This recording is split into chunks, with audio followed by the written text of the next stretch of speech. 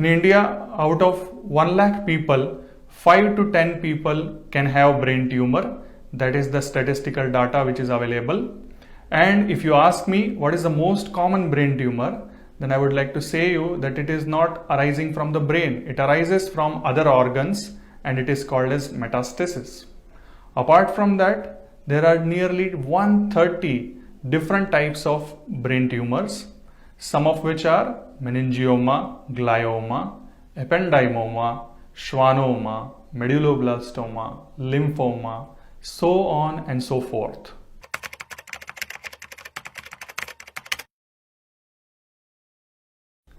A brain tumor can present with headache, which is a new kind of headache, or can be worsening of a headache.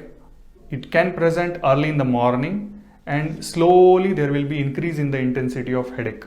It may present with vomiting, or also it may present with dimness of the vision. It may present with some sort of neurological dysfunction like paralysis or some cranial nerve dysfunctions, or it may present with a memory dysfunction, or if it is coming with a huge size, because of which pressure on the brainstem, which can lead to coma as well.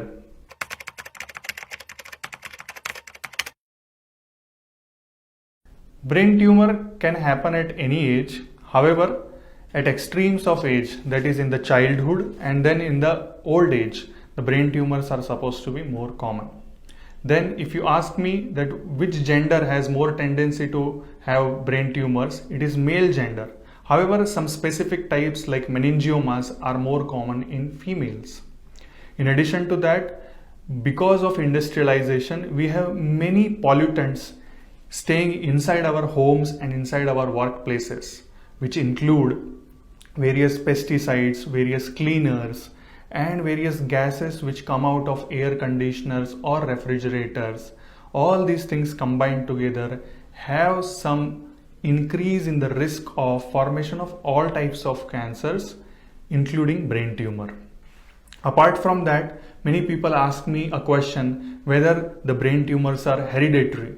Yes, there are some syndromes which are associated with increased risk of brain tumor occurrence. For example, Leif-Rumani syndrome, Turcot syndrome, tuberous sclerosis, and von Hippel-Lindau disease.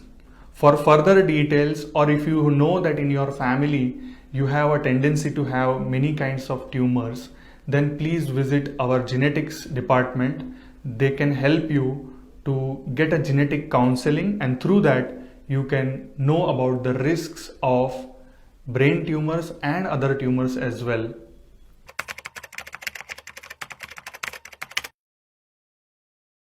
There are some few more interesting risk factors for brain tumors, one of which right now, because of corona epidemic, many people ask, can corona cause brain tumor? No, corona is not causing brain tumors. However, there are some established viruses like Epstein-Barr virus, like cytomegalovirus. They have been linked to lymphomas in the brain, as well as some gliomas have linked to cytomegaloviruses. In addition to this, ionizing radiation, which generally people ask that, sir, if we have X-ray exposure, we have CT scan exposure, do we have a risk of brain tumor?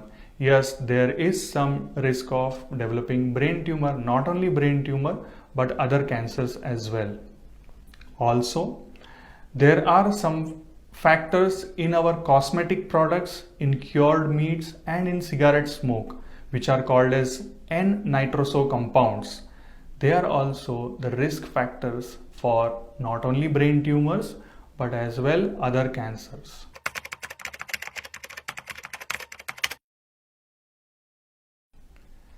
Yes, there are some studies which tell us that electromagnetic field which is created by the mobiles and Wi-Fi hotspots are slightly attributable to some kind of brain tumors, but the evidence is not yet complete. Still research is going on. However, because of the potential risk, WHO has advised that children should not be exposed to mobiles. and we should use mobiles as minimum as possible. We should use Wi-Fi as minimum as possible.